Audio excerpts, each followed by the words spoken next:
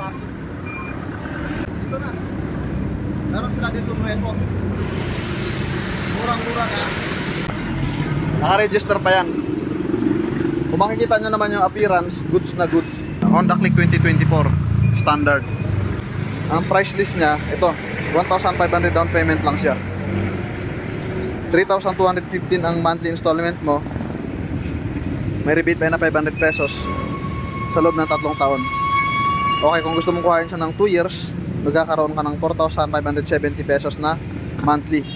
Magre-rebate din niya ng 500 pesos pag updated kayo sa payment. Pero yung down payment hindi nagbabago. As is nga pala ang motor na to, naka-register pa to mga ka-Wheeltech. Kaya wala kayong dapat ikabahala. Appearance, na kinis pa. Parang brand new pa siya. Okay, may plaka na rin. Wala na kayong ibang iisipin pa mga ka-Wheeltech.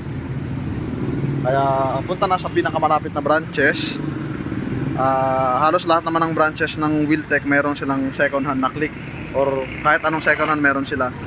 1,500 down payment lang. ID sa co-maker at dalhin nyo na yung billing at facelift kung mayroon kayo sa buwan ng December. Okay, apply na kayo ngayon.